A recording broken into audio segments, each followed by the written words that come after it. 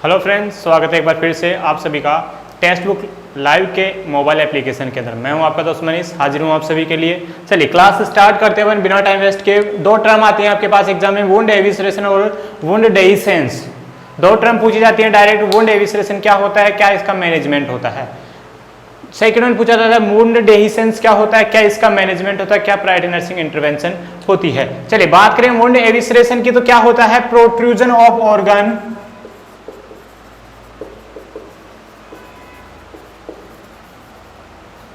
protrusion of internal organ through suture line। Wound evisceration में क्या होता है कि जे मान के चलिए आपने क्या की, सर्जरी परफॉर्म की, आपने क्या लगाया, इंसिजन लगाया, फिर आपने क्या कर दिए, सूचर्स लगा दिए आपने, ठीक है। तो इन सूचर्स का ब्रेकडाउन होने के कारण यहां से आपका इंटरनल ऑर्गन बाहर निकल जाता है, उसको अपन बोलते हैं आपका वुंड एविसरेशन। उसको अपन क्या बोलते हैं, वुंड एविसरेशन बोलते हैं। फर्स्ट वन क्वेश्चन इसका डेफिनेशन से पूछा जाता है। सेकंड वन क्वेश्चन पूछा जाता है वुंड एविसरेशन होने की ड्यूरेशन क्या होती है। Mainly most of the cases में वुंड एविसरेशन होने की चांसेस कब ज्यादा होते हैं, तो वुंड एविसरेशन के रिस्क रहती है वो 6 to 8 days ऑफ सर्जरी, कि 6 से 8 दिन ऑफ सर्जरी, जीआईटी की सर्जरी होती है मोस्ट कॉमनली। तो उसके 6 से 8 दिन के अंदर अंदर आपका रिस्क रहती है, 6 से 8 दिन के बाद रिस्क रहती है किसकी, वुंड एविसरेशन होने की, ठीक है। नेक्स्ट में बात करें प्रायोरिटी नर्सिंग इंटरवेंशन क्या होगा इसमें आपका। प्रायोरिटी नर्सिंग इंटरवेंशन क्या होगा आपका इसमें, तो प्रायोरिटी नर्सिंग इंटरवेंशन क्या होगा, cover the internal organ by NS dipped sterile gauze piece, कि नॉर्मल सलाइन से भीगा हुआ गोज पीस लेना है और उसको आपको इंटरनल ऑर्गन को कवर करना है। क्यों करना है ऐसा, ताकि आपका इंटरनल ऑर्गन क्या हो, ड्राई ना हो। ड्राई होने से बचाने के लिए आपको क्या करना है, नॉर्मल सलाइन से भीगी हुई स्टेराइल गोज पीस लेना है और इंटरनल ऑर्गन के ऊपर कवर करके रखना है। सेम यही प्रायोरिटी नर्सिंग इंटरवेंशन होता है आपका किसमें, और किसमें होता है, एक्सोम्फेलोस। पीडियाट्रिक में एक डिजीज पढ़ेंगे आप, एक्सोम्फेलोस, जिसमें क्या होता है, अम्लाइकल कॉर्ड के थ्रू आपका इंटरनल ऑर्गन्स बाहर निकल आते हैं, ठीक है। उसमें क्या होती है, नेचुरल ओपनिंग प्रेजेंट रहती है, क्लोज नहीं हो पाता है, तो इंटरनल ऑर्गन आपके बाहर निकल पाते हैं, निकल आते हैं नॉर्मल कंडीशन में, उसमें भी सेम आपकी प्रायोरिटी रहती है। इसके अलावा स्पाइना बाइफिडा में भी आपका कहा जाता है ये, कि आपका tuft of hair layer present होते हैं, उसके अंदर भी आप क्या करते हैं, NS dipped gauze piece use करते हैं, ठीक है। सेकंड वन अपन बात करें वुंड डेहिसेंस क्या होता है, तो वुंड डेहिसेंस होता है सेपरेशन ऑफ वुंड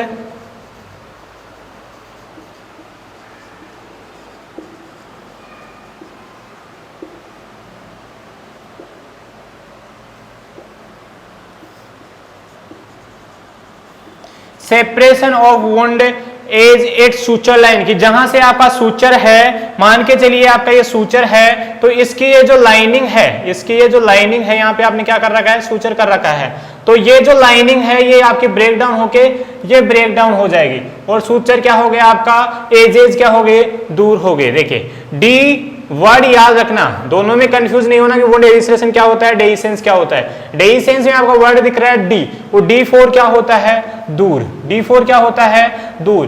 तो आपका सूचर लाइन दूर किसमें होगा, वुंड के एजेस दूर किसमें होंगे, ये आपके मान के चलिए आपका वुंड है, ये आपका वुंड है, सूचर किया हुआ है आपने, इसमें क्या होगा, ये दोनों एजेस क्या हो गए, दूर हो गए। देखिए ये दोनों एजेस क्या हो रहे हैं आपके, दूर हो रहे हैं, दोनों एजेस क्या हो रहे हैं आपके, दूर हो रहे हैं। किस कंडीशन में, डेहिसेंस में। जबकि बात करें, ये आपका मान के चलिए इंटरनल ऑर्गन है, ये आपका मार्कर क्या है, इंटरनल ऑर्गन है। और इसमें क्या हो रहा है वुंड एविसरेशन में, इंटरनल ऑर्गन प्रोट्रूज होके, लेयर तो एजेस तो ठीक है लेकिन इंटरनल ऑर्गन प्रोट्रूज होके क्या हो गया है, बाहर आ गया, प्रोट्रूज होके क्या आ गया है, बाहर निकल गया है, किसमें, एविसरेशन में। बात करें डेहिसेंस में सर प्रायोरिटी नर्सिंग इंटरवेंशन क्या होगी, तो आपको क्या करना है, ग्रेप्स करना है सूचर लाइन को।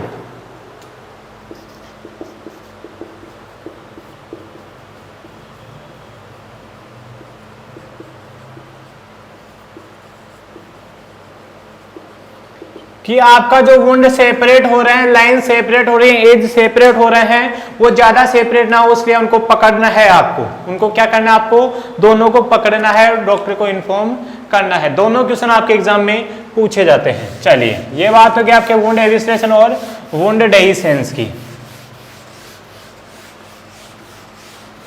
इंपॉर्टेंट टर्म है भैया, याद रखना, दोनों को एग्जाम में पूछी जाती हैं आपसे। नेक्स्ट वन अपन स्टार्ट करेंगे आपका ड्रग एडमिनिस्ट्रेशन।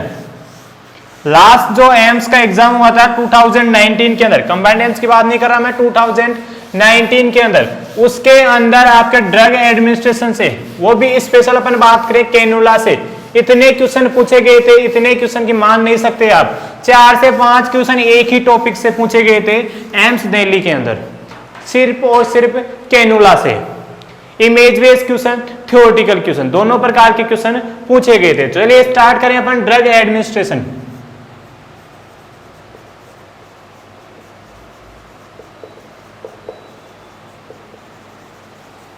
और ड्रग एडमिनिस्ट्रेशन की अपन बात करेंगे, इसमें अपन स्टार्ट करते हैं आपका कैनुला से।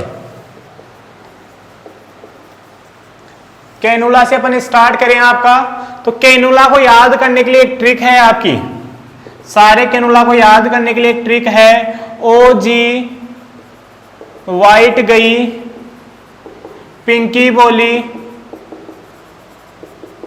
ये पूरा करो। ओ जी वाइट गई, पिंकी बोली, ये पूरा करो। O for orange, G for grey, white, green, pink, blue, yellow and last one is purple. Orange, grey, white, green, pink, blue, yellow और पर्पल, ये होते हैं आपके अलग अलग प्रकार के कलर कोडिंग के अकॉर्डिंग आपके कैनुलास। अब अपन बात कर ले इनकी गेज की। गोज की अपन बात करें तो इनकी गोज होती हैं 14, 16, 17, 18, 20, 22, 24 एंड 26। जो सबसे ज्यादा स्पीड से जिससे फ्लूइड दे सकते हैं वो है आपका ऑरेंज, जिसका गोज है 14। जितना कम गेज होगा उसका डायमीटर उतना ही ज्यादा होगा, कि जिसका जितना गेज कम होगा, अपन बात करें गेज की तो वो इन प्रोपोर्शनल टू होगा किसके, डायमीटर के, कि गेज जब आपका इंक्रीज होगा तो डायमीटर आपका डिक्रीज होगा, जबकि गेज आपका डिक्रीज होगा तो डायमीटर आपका इंक्रीज होगा। डायमीटर मतलब इंटरनल ल्यूमन, कि उसकी इंटरनल की ल्यूमन कितनी है। जैसे अपन बात करें ये कोई आपका पाइप है तो इसका डायमीटर क्या होगा, ये इसकी जो ओपनिंग है यहां से यहां तक की जो ओपनिंग है इसकी, ये क्या होगा, इसका डायमीटर होगा।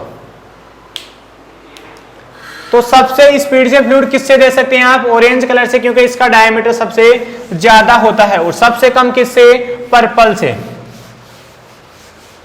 तो हाइपोवोलीमिया वगैरह की कंडीशन में कौन यूज किया जाता है, सर्जरी कंडीशन में मेनली ऑरेंज या ग्रे कलर यूज किए जाते हैं, 14 या 16 यूज किए जाते हैं। इन्फेंट वगैरह में, न्यूबॉर्न में कौन सा यूज किया जाता है, पर्पल किया जाता है। क्वेश्चन पूछा जाता है इन्फेंट में कौन सा यूज किया जाता है, गोज फी सॉरी कैनुला, तो आपको बताना है पर्पल कलर का यूज किया जाता है। नेक्स्ट अपन बात करें इनके कंसंट्रेशन या फिर अपन फ्लो रेट की अपन बात करते हैं।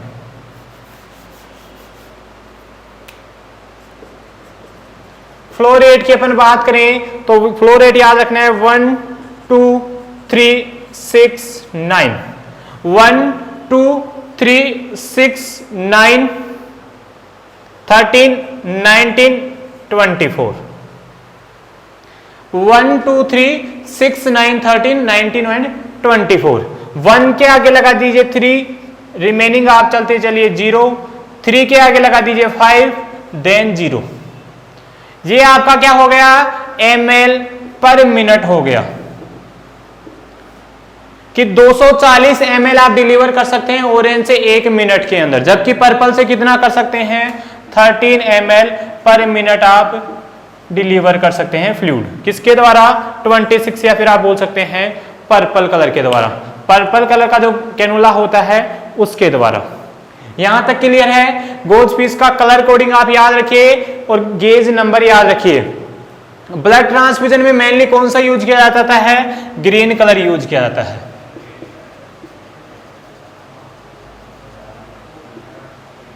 और मोस्टली यूज कौन से किए जाते हैं, पिंक और ब्लू मोस्टली यूज किए जाते हैं। मोस्ट कॉमनली आपसे पूछा जाता है कौन से यूज किया जाता है, पिंक या ब्लू। ब्लड ट्रांसफ्यूजन के लिए 17 या 18, मोस्टली 18 यूज किया जाता है।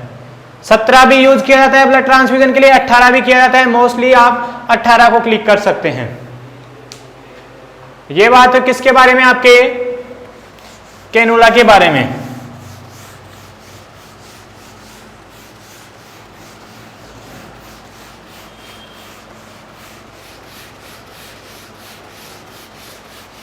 कैनुला क्लियर हुआ। आगे अपन बात करें कि कभी भी आपको जो आपका प्लास्टिक का कंटेनर होता है, आईवी लाइन का जो प्लास्टिक का कंटेनर होता है, उस पे कभी भी राइट डाउन नहीं करना है। Do not write down on plastic container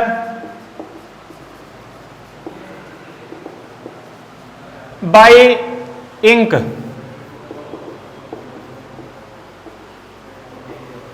because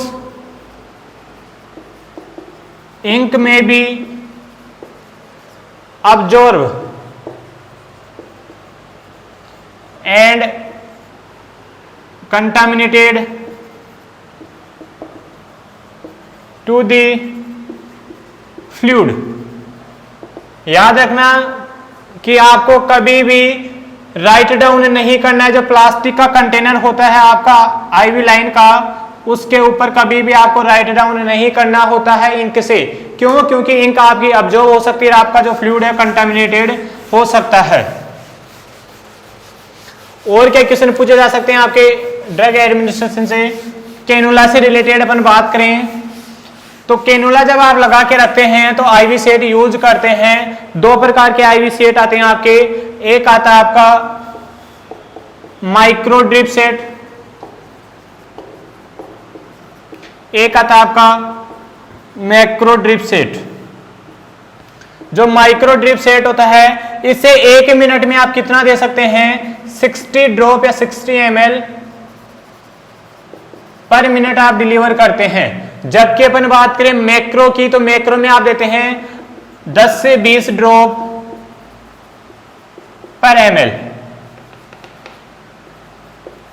कि 1 ml में कितनी ड्रॉप होती है माइक्रो के अंदर, 60 होती हैं।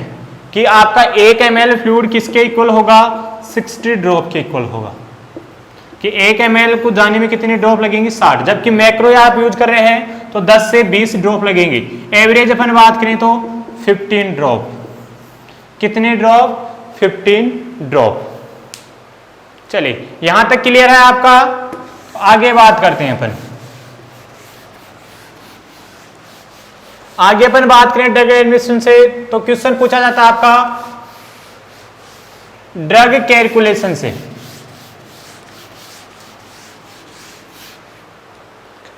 अगर आगे अपन बात करें आपका, तो क्वेश्चन पूछा जाता है आपसे ड्रग कैलकुलेशन। किससे क्वेश्चन पूछा जाता है, ड्रग कैलकुलेशन से क्वेश्चन पूछा जाता है। तो ड्रग कैलकुलेशन की अपन बात करें, फर्स्ट अपन बात करते हैं पीडियाट्रिक्स फॉर्मूला।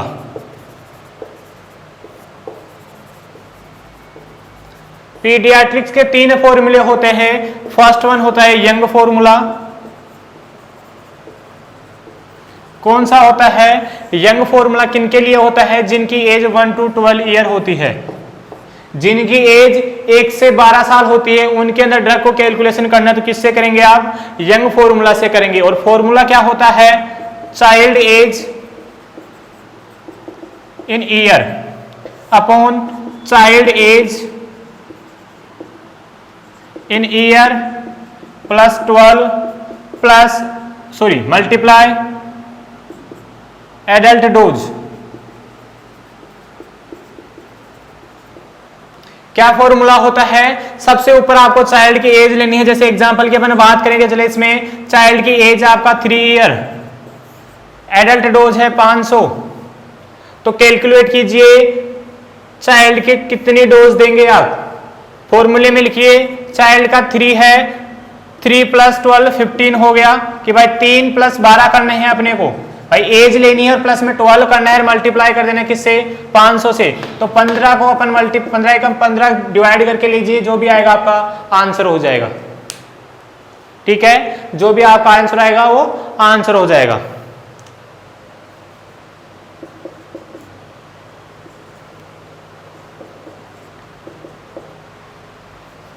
तो एडल्ट चाइल्ड की कितनी डोज हो गई? 100 हो गई। वो ml में mg में वो आपको सामने से देगा क्वेश्चन में। ठीक है, फर्स्ट फॉर्मूला क्लियर हुआ, यंग फॉर्मूला आपका। सेकंड फॉर्मूला पर बात करें, क्लार्क फॉर्मूला।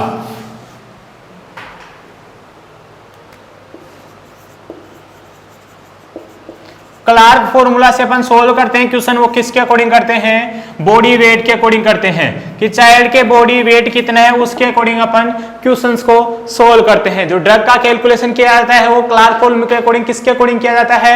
बॉडी वेट देख के किया जाता है। क्या देख के किया जाता है? बॉडी वेट देख के किया जाता है। इसमें बॉडी वेट जो लिया जाता है पाउंड के अंदर लिया जाता है। तो फॉर्मूला क्या होगा? चाइल्ड बॉडी वेट इन पाउंड। कि एडल्ट का जो चाइल्ड का जो वेट लिया आपने किस में लिया? पाउंड के अंदर लिया आपने। उसको डिवाइड कर देंगे आप 150 से, उसको डिवाइड किया 150 से और एडल्ट डोज से क्या कर दिया? मल्टीप्लाई कर दिया। जैसे अपन बात करें आपका कि चाइल्ड का वेट है आपका 6 kg, चाइल्ड का वेट दे दिया आपको 6 kg, एडल्ट डोज दे दी आपको 500। तो ज्ञात कीजिए कि चाइल्ड का जो ड्रग का डोज होगा वो कितना होगा। तो फॉर्मूले में रखिए 6 kg को रखा, पाउंड में चेंज करेंगे तो आपको पता होना चाहिए 1 kg इक्वल टू 2.2 पाउंड। तो पाउंड का जो यूनिट होता है LBS होता है। 1 किलो में कितने पाउंड होते हैं? 2.2 पाउंड होते हैं। तो 6 को पाउंड में चेंज करने के लिए मल्टीप्लाई कर दीजिए 2.2 से, डिवाइड कर दीजिए 150 से और मल्टीप्लाई कर दीजिए 500 से।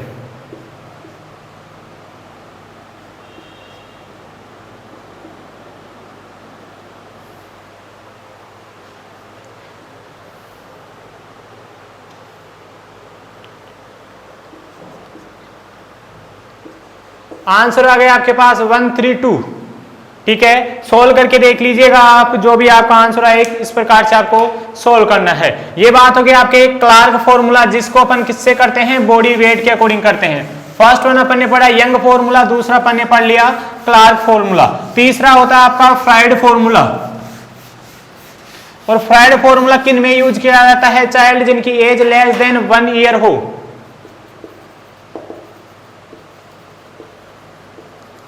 जिनकी एज लेस देन 1 ईयर हो उनके लिए किस प्रकार से करेंगे?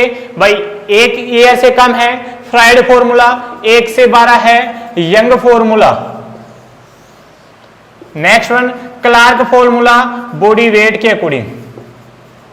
तीनों फॉर्मूले अपन ने देखे। अब अपन बात करें आपका फ्राइड फॉर्मूला होता क्या है एक्चुअल में।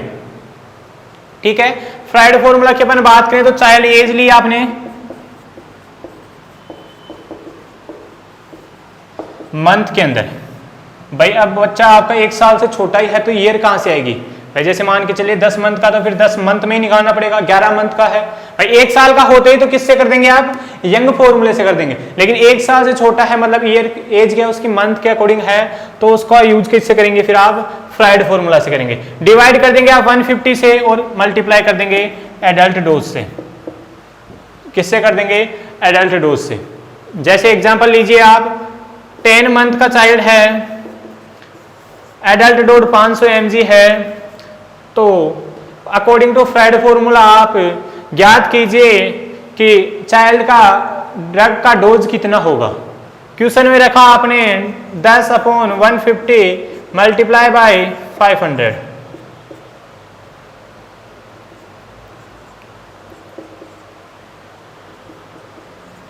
हंड्रेड को 3 से डिवाइड कर लीजिए, जो भी आंसर आएगा आपका 33.33 के अप्रोक्स आपका जो भी आंसर आएगा वो आंसर हो जाएगा आपका।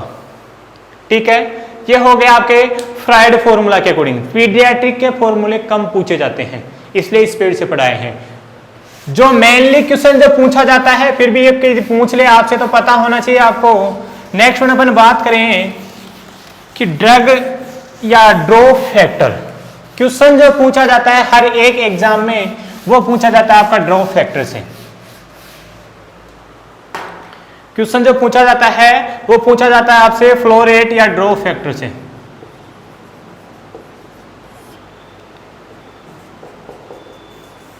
क्वेश्चन में पूछे जाते हैं फ्लो रेट से और ड्रॉप फैक्टर से। तो बात करें फ्लो रेट निकालने के लिए फॉर्मूला क्या होता है। फ्लो रेट निकालने के लिए आपको फॉर्मूला पता होना चाहिए, टोटल वॉल्यूम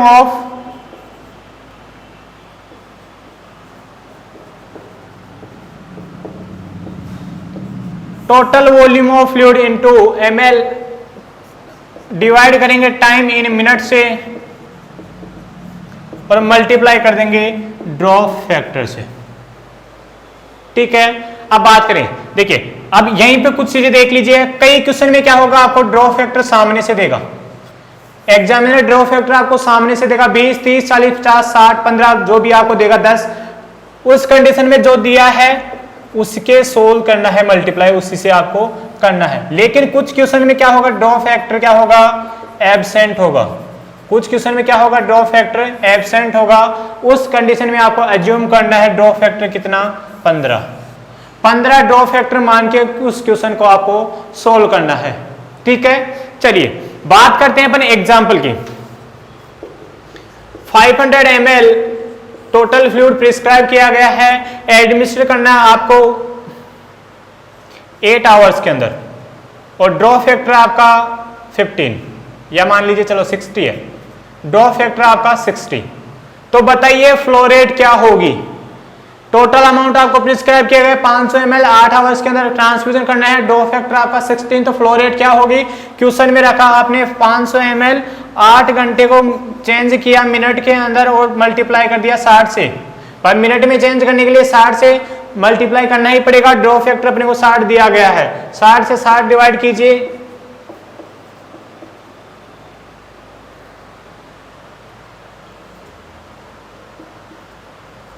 $62 कुछ आएगा आपका आंसर। ठीक है, आप डिवाइड कर लीजिए, मेरी मैथ इतनी स्ट्रॉन्ग नहीं है, जो भी आंसर आएगा आपका निकल के सामने आ जाएगा। ठीक है, ये बात होगी किसके बारे में, आपके ड्रॉप फैक्टर के बारे में। सिंपल सा क्वेश्चन आता है ड्रॉप फैक्टर से, बस फॉर्मूला याद रखिए, total volume in minute upon time in minute into drop factor. यदि आपसे क्वेश्चन में ड्रॉप फैक्टर वाला क्वेश्चन 2 प्रकार से घुमा के पूछ सकता है आपसे एग्जामिनर। ठीक है, किस प्रकार से पूछ सकता है, एक में आंसर पूछेगा ड्रॉप फैक्टर पर मिनट। ठीक है, एक में क्वेश्चन कैसे पूछेगा, ड्रॉप पर मिनट में आंसर पूछेगा। या फिर क्वेश्चन किस प्रकार से पूछ सकता है, आपको दूसरा क्वेश्चन पूछ सकता है ml पर मिनट। भाई फ्लो रेट का क्वेश्चन आपसे पूछे यदि, तो 2 प्रकार से क्वेश्चन पूछा जा सकता है आपसे, एक ड्रॉप पर मिनट पूछ सकता है, एक ml पर मिनट पूछ सकता है। यदि ड्रॉप पर मिनट पूछा है तो उस कंडीशन में आपको मल्टीप्लाई करना है किससे, ड्रॉप फैक्टर से। किससे मल्टीप्लाई करना है, ड्रॉप फैक्टर से। दिया गया है तो जो दिया गया है, नहीं दिया गया है तो 15 से। लेकिन क्वेश्चन में यदि पूछ रहा है फ्लो रेट ml पर मिनट में बताइए, तो उस कंडीशन में note multiply by drop factor. उस कंडीशन में आपको ड्रॉप फैक्टर से मल्टीप्लाई नहीं करना है क्वेश्चन को। जैसे एग्जांपल की अपन बात करें, 500 ml transfuse in 10 hours, identify the flow rate into ml per minute if drop factor is 15। Question में बोला है कि 500 ml ट्रांसफ्यूज करना है आपको 10 घंटे में, तो आपको बताना है फ्लो रेट क्या होगी ml पर मिनट में जब आपका ड्रॉप फैक्टर 15 दिया गया है। तो क्वेश्चन आपका फॉर्मूला क्या है, total volume, total volume in ml upon time in minute into drop factor. लेकिन अपने को क्वेश्चन तो पूछा है ml पर मिनट में, तो अपने को इसको ड्रॉप फैक्टर से तो मल्टीप्लाई करना ही नहीं है। तो फॉर्मूला क्या बच गया फिर अपने पास, टोटल वॉल्यूम को आप डिवाइड कर दीजिए टाइम इन मिनट से, आपका फ्लो निकल के आ जाएगा। जैसे अपन ने किया 500 ml को आपने किया 10 इंटू 60, 5 को आप 6 से डिवाइड कर लीजिए, जो भी आपका निकल के आएगा वो आपका आंसर हो जाएगा। ठीक है, इस प्रकार से आपको करना है। दोनों ध्यान रखना है, ड्रॉप फैक्टर पूछा है या ml पर मिनट आपसे क्वेश्चन में पूछा है।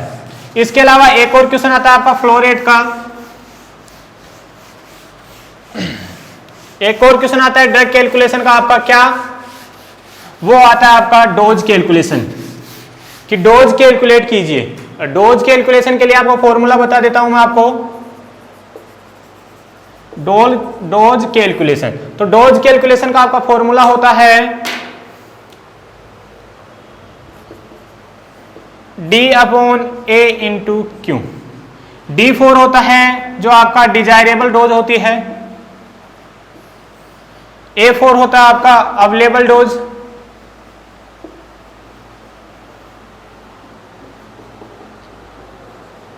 Q होता है आपका क्वांटिटी। तीनों चीजें आपको क्वेश्चन में दी जाएंगी सामने से। ठीक है, तीनों चीजें आपको क्वेश्चन में सामने से दी जाएंगी। कुछ क्वेश्चन में आपको क्वांटिटी नहीं दी जाएगी। ठीक है, कुछ क्वेश्चन में आपको क्वांटिटी नहीं दी जाएगी, तो फिर क्वांटिटी आपको एक मानना है। वहां पे क्वांटिटी यदि नहीं दी जाती है तो एक मानिए, यदि दी जाती है तो उतना मानिए। चलिए एक क्वेश्चन डिस्कस कर लेते हैं अपन डोज कैलकुलेशन, क्योंकि आपके कंफ्यूज हो रहा होगा कि किस प्रकार से क्वेश्चन आएगा सर। तो देखिए क्वेश्चन किस प्रकार से आएगा, प्रिस्क्रिप्शन बाय डॉक्टर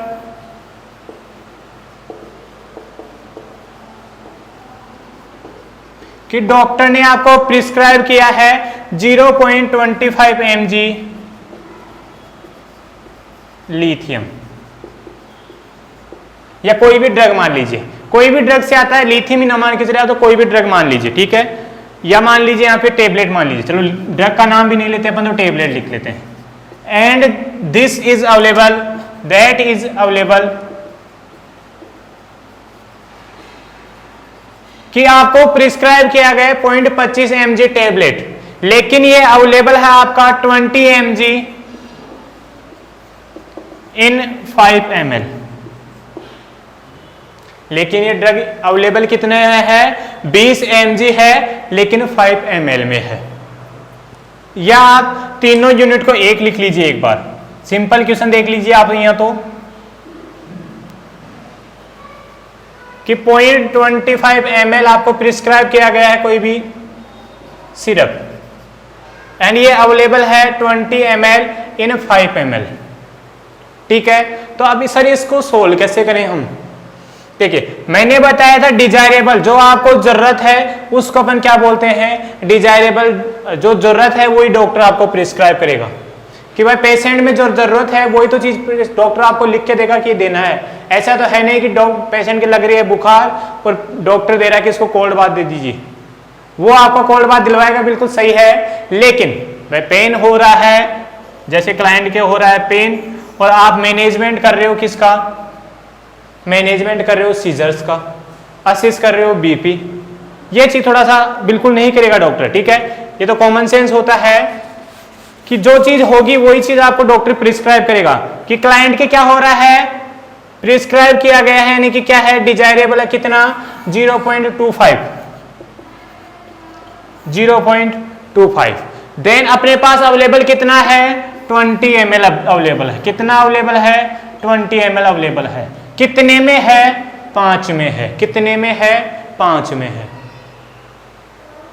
क्लियर है यहां तक? डिवाइड कर लीजिए इसको, पॉइंट हटाया तो नीचे 2 जीरो आ गई आपकी, सही है यहां तक तो, या फिर पॉइंट ना भी हटाए आप।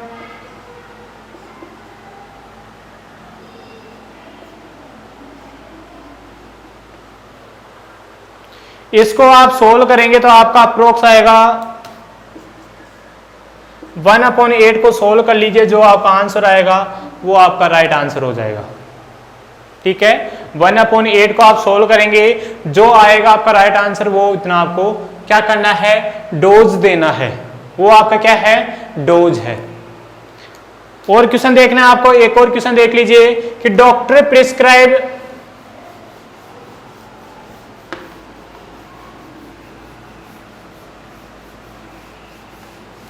डॉक्टर ने आपको प्रिस्क्राइब किया है क्या, टेबलेट लिथियम।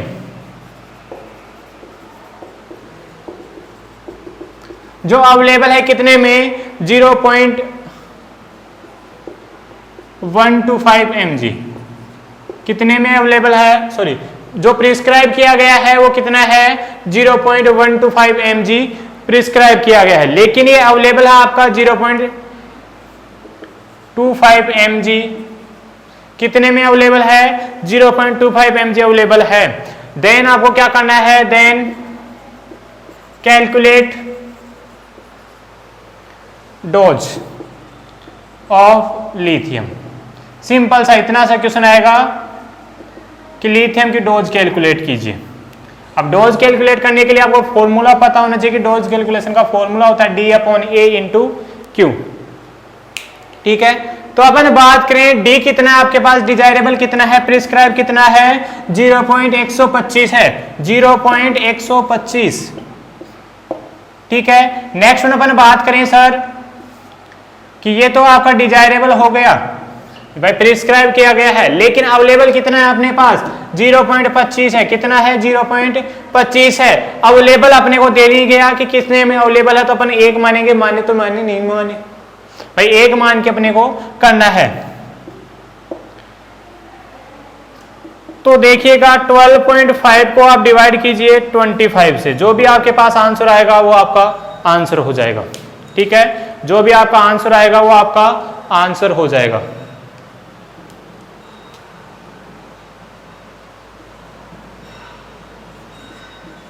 वन अपॉन 2 मतलब हाफ है, मतलब क्या है, हाफ टेबलेट। कितनी टेबलेट देनी है आपको, एक टाइम में हाफ टेबलेट पेशेंट को डिलीवर करनी है। ठीक है, इस प्रकार से आपसे क्वेश्चन पूछे जाएंगे, किससे, डोज कैलकुलेशन से। ड्रॉ फैक्टर का अपन ने देख लिया, पीडियाट्रिक का अपन एक एक क्वेश्चन देख लिए हैं। यहां से डेफिनेटली आपका 1-2 क्वेश्चन आपको मिलेंगे ही मिलेंगे। इस क्लास में इतना ही, फिर अपन मिलते हैं फंडामेंटल लेस्ट क्लास में। Thank you so much.